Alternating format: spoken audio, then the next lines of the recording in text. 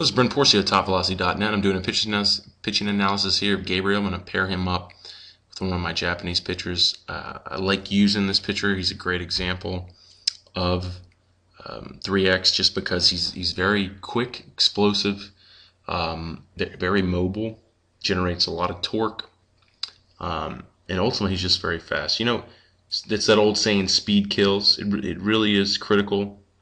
If of course, if you're a big, strong guy, you're making up for that loss in speed.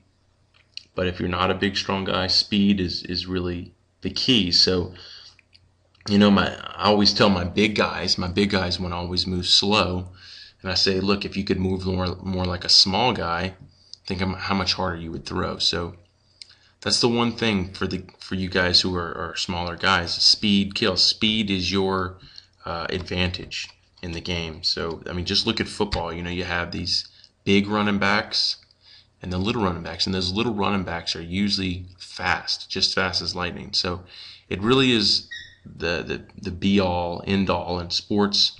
But you know, size does matter too. So it's just, you know, a lot of people or a lot of pitchers, you know, genetically either going to have the size or not. Of course, size is something you can build strength and conditioning wise, and it will benefit the athlete. But more importantly, speed is really the determining factor of the elite athlete. So just, you know, be aware of that, because, you know, when I talk of power is really speed and strength. It's both together. And I like to see a good balance of speed to strength. But if I could take one over the other in baseball, I would definitely take speed. Speed is always going to be the winner. So, all right, so let's start here. We'll take Gabriel into his leg lift. We're going to take the Japanese pitcher here into his leg lift. I only call him the Japanese pitcher because I can't pronounce his name too well. All right, so, you know, when Gabriel lifted his leg, he pulled it back and then he pulls it forward. I don't know. We'll see how you do with that. I would rather see it the other way around. Pull it up and then bring it back as you move forward instead of the other way around. It just makes me feel like you're going to want to open early, but we'll see.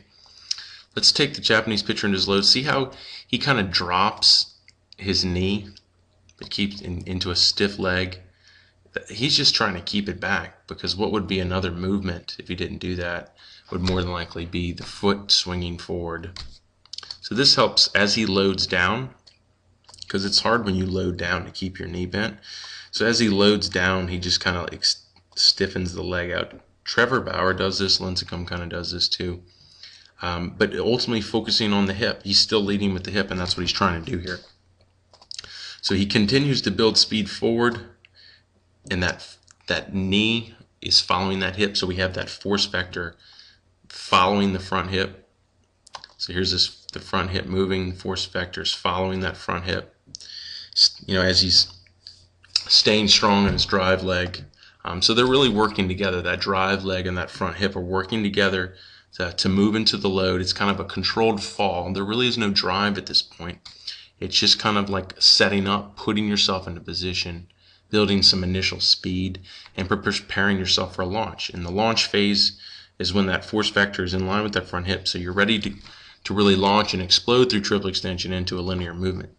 And he has good flexion back here. So when you have flexion, you set up room for extension. And that's what we need, because that extension, that triple extension, is where we're going to build our power, most of our speed in our delivery, and then we're going to convert it to torque and into the ball. So let's take Gabriel. So we can see that lift leg is moving forward. He drops it as he's a little bit loading. We see that lift leg moving a little bit faster than his hips here, so that kind of worries me that he's not going to get into his load position early enough. And we can see here he's still vertical on the drive leg, so that force vector is not in position when his lift leg is down, so he's going to have to drift out. Now you're starting to reach, and I see when you reach like this and you start to also extend a little bit, you're shifting your weight to your front leg. I don't know if you're going to be able to recover and launch and move into triple extension. So we can see that your force vector is still not in line. So that next frame, what happens is your front foot opens. So you see this? Front foot completely opens. That rotates your drive leg knee inward, and that torques your ankle now. So this is what I talk about.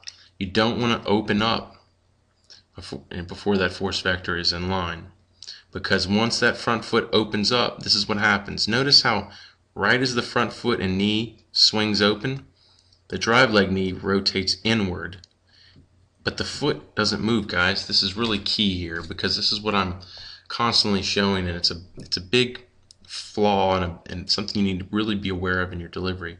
If you open too early before you've even begin to drive, you're going to torque the knee, and then that's going to torque the ankle. So you can see, look at just the foot on here. You can see it rolls inward, but it's also being twisted against itself, and you don't want that. You're not going to be able to extend and come off hard off a joint that's being torqued and almost ripped out of socket. So of course the next frame you're going to put down, and look, you haven't gone anywhere. You're still stuck on the rubber, but right now you're literally breaking your ankle, because look, your knee is down and your foot is still pointing to third base. So just look at that. Look how bad that is for you building any power through your drive leg. You're just kind of breaking your leg as you fall into your front foot. And this is all because you didn't do like the Japanese pitcher did well here. You didn't, as your lift leg was coming down, you didn't really pick up speed with your front hip and keep that force vector moving with that front hip. You should have been right here with this leg where the Japanese guy is. So look at his force vectors in line with the front hip. His front foot and knee is still pointing to third base. You need to turn this front foot and knee inward. That'll get this knee back to normal, to pointing towards third base with the foot. Then you could move into a triple extension like the Japanese pitcher does here amazingly. So you can see, look, even as he's moving to extension, he still keeps that foot closed even though it's just about to open.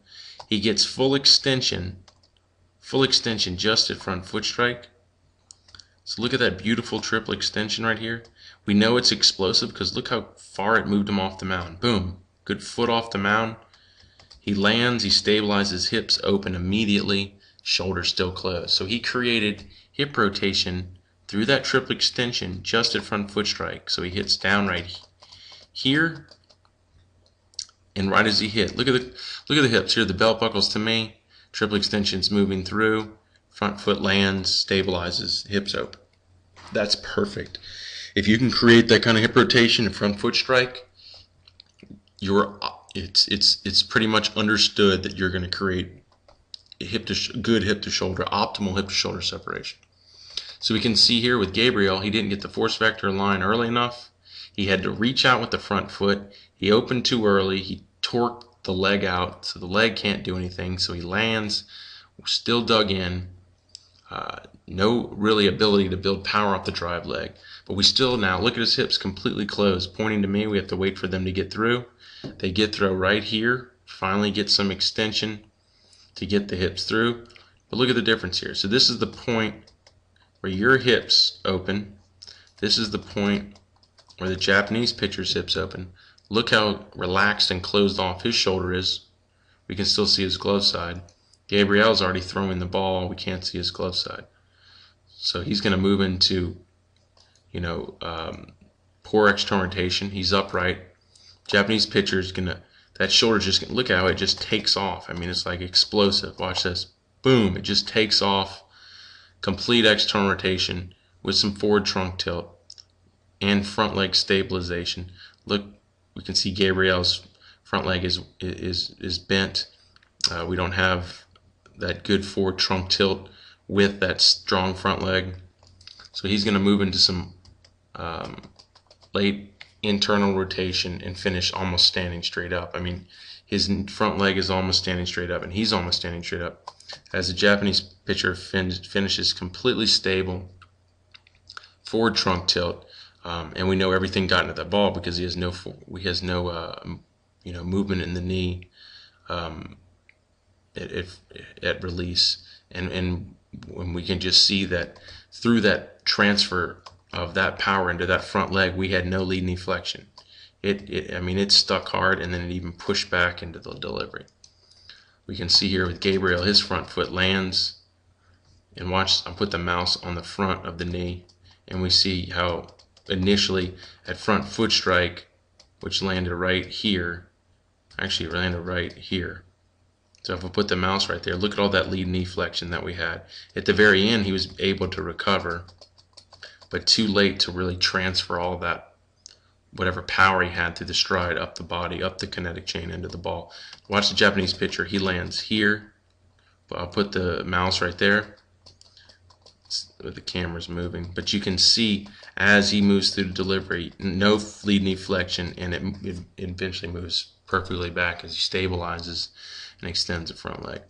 So I think, Gabriel, if you could learn how to put yourself in position in the load phase to move into a launch,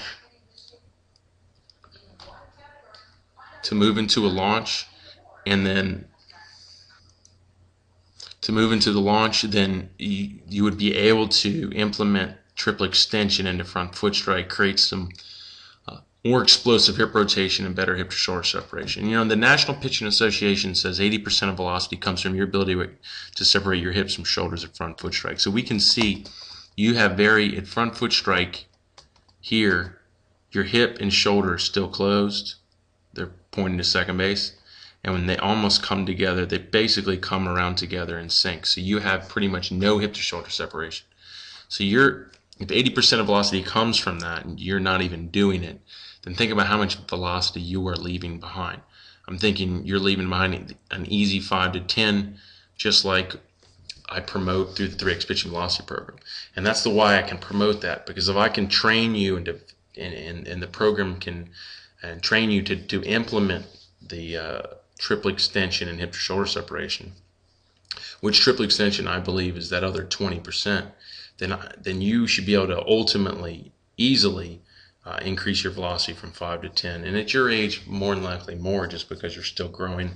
And the fusion system, the strength and conditioning program, is going to continue to develop you as an explosive athlete.